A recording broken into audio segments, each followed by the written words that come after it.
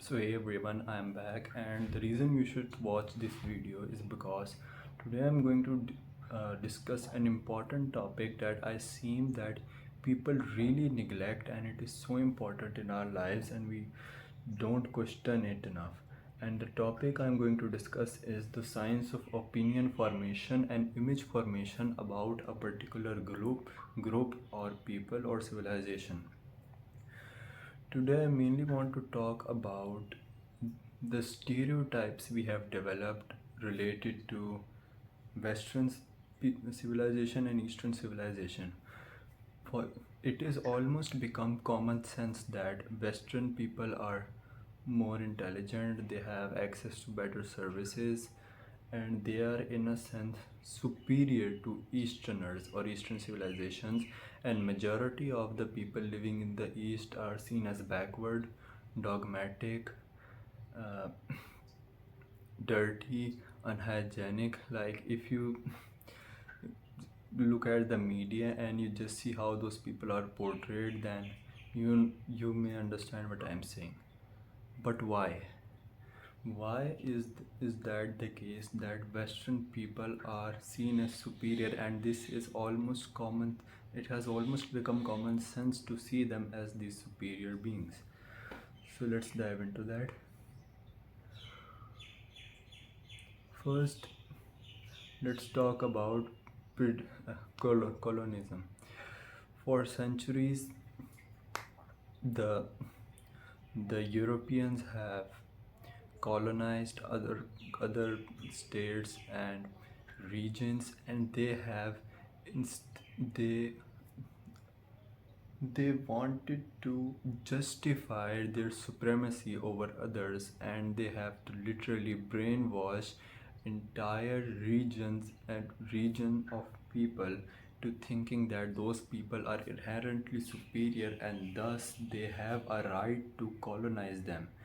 And these tactics to psychologically influence these regions spanned across centuries of constant brain conditioning to make them feel inferior, make them feel backward, and to make them accept that Western people are superior than them. So let's talk about some simple psychology. That when it was clear in the time of the peak of colonism that Europeans are more superior, and accepting European customs would mean more safety and a better chance of survival and more luxury and a better life. It was made clear that these four things would happen if a person living in a colonized society were to accept European traditions. Then the brain automatically gave reward and associated good feelings with Western culture because it enhanced chances of survival. That is why people started to feel good about Eastern customs, Western customs. And also, when you extrapolate that to entire states and countries, the I think I mentioned in a previous video that belief formation is more like natural selections. Belief that uh, beliefs that increase our chances of survival, for example, accepting Western norms results in better chances of survival. Then those beliefs get solidified, they get rewarded and reinforced, and they become so firm. And through those people who hold those beliefs, they go and reproduce into other minds of the society and so on.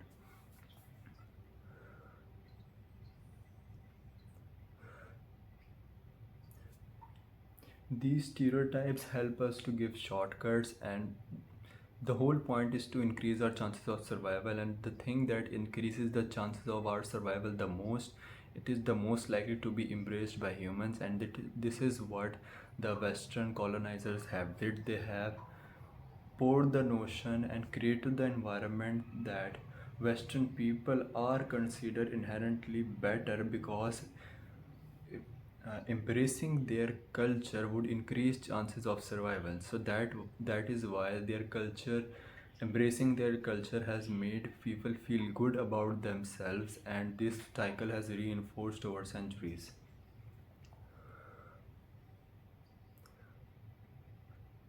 And since the media is in control of the Western culture, linguistic monopoly is a thing and it is very important.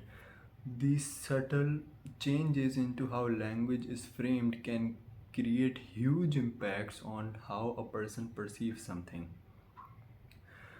For example, using the word developed for Western nations and underdeveloped for Eastern nations may not sound extreme, but the effect that it can have to psychology of a group is way more than most people realize.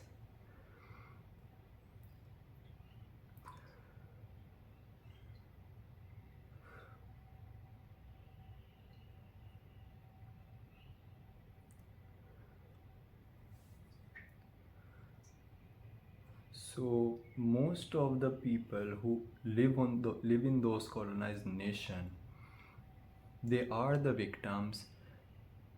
They were being oppressed during the colonial times, but then why they ended up embracing the culture and norms of their oppressors.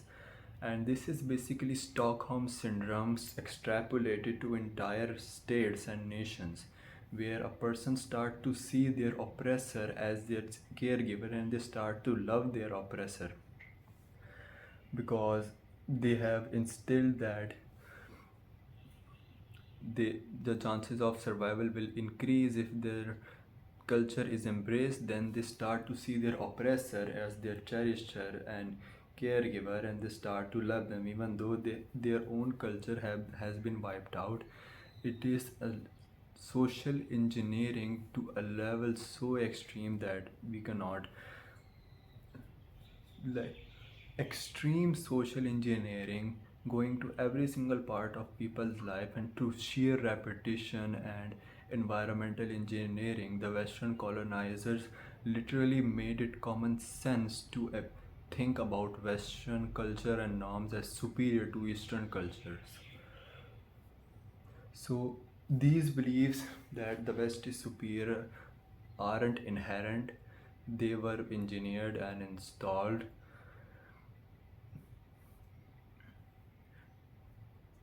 Also, other examples include that faith in religion equals to stupidity in today's age, and that atheism is equal to intelligence.